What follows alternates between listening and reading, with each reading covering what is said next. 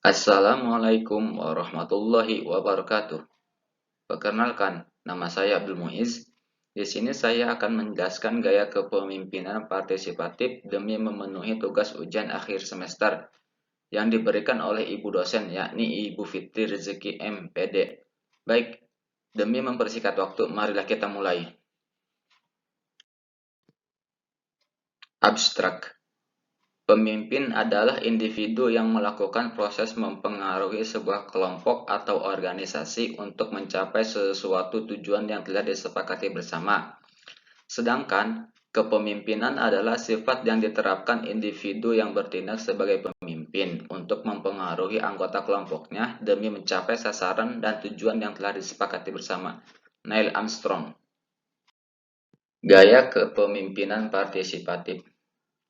Gaya kepemimpinan partisipatif adalah gaya kepemimpinan di mana seorang pemimpin atau leader melibatkan para anggota timnya untuk saling berdiskusi dalam menentukan ataupun mengambil suatu keputusan. Gaya kepemimpinan seperti ini yang mendorong anggota timnya untuk melibatkan dalam suatu masalah ataupun dalam keadaan tertentu. Pada umumnya, kepemimpinan partisipatif memberikan kesempatan bagi para anggota timnya untuk berkembang. Hal ini dikarenakan tidak hanya seorang pemimpin atau leader yang memikirkan untuk memecahkan masalah dan menginstruksikan kepada bawahan atau anggota timnya untuk melaksanakan instruksi tersebut, melainkan juga bertanya, berdiskusi, dan brainstorming bersama mengenai suatu pendapat dari para bawahan atau anggota tim, sehingga dapat mengasah kreativitas para bawahan untuk bisa berkembang. Cara kerja kepemimpinan partisipatif. 1. Memfasilitasi atau memulai pembicaraan atau diskusi. Yang kedua, membagi insight berupa informasi dan pengetahuan. Yang ketiga, mendorong orang-orang untuk membagikan idenya masing-masing. Yang keempat, mensintesis informasi yang tersedia. Yang kelima, mengambil keputusan terbaik. Dan yang terakhir, yang keenam, memberitahu keputusan yang telah dipilih kepada yang lain. Kelebihan gaya kepemimpinan partisipatif. Yang pertama, penerimaan keputusan lebih dihargai. Yang kedua, meningkatkan moral karyawan. Yang ketiga, mendorong solusi atau ide kreatif. Yang keempat, meningkatkan retensi karyawan. Dan yang kelima, mengurangi persaingan atau meningkatkan kolaborasi.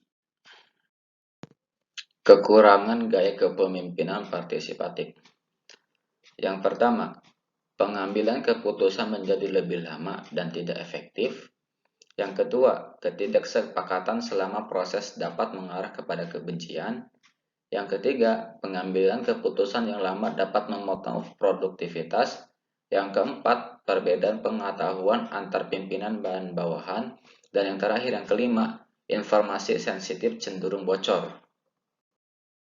Karakter yang perlu dimiliki untuk menerapkan gaya kepemimpinan partisipatif. Yang pertama, approachable atau mudah didekati. Yang kedua, good communicator atau pembicara yang baik. Yang ketiga, thoughtful, bijaksana. Yang keempat, open-minded, berpikiran terbuka. Dan yang terakhir, empowering atau memperdayakan. Contoh pemimpin yang menganut gaya kepemimpinan partisipatif. Yang pertama, ada Bill Gates. Yang kedua, Billy A. Yang ketiga, Betim MH. Yang keempat, Ridwan Kamil. Kesimpulan.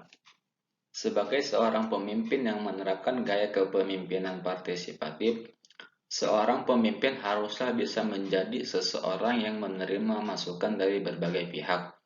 Hal ini dikarenakan pemimpin meminta pendapat, solusi, dan ide dalam menyelesaikan masalah dan mencapai tujuan organisasi. Seorang pemimpin juga perlu menjaga kesehatan tubuh dan tidak mudah sakit, karena dengan tubuh yang sehat dan kuat, kemampuan seorang dalam memimpin timnya juga akan semakin baik dengan emosi yang tentunya terjaga dan stabil. Saya rasa sekian presentasi dari saya. Saya pribadi mohon maaf yang sebesar-besarnya bila ada salah kata atau salah ucap.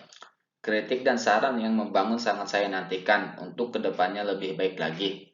Wallahul muwafiq ila aqwamit thoriq. Wassalamualaikum warahmatullahi wabarakatuh.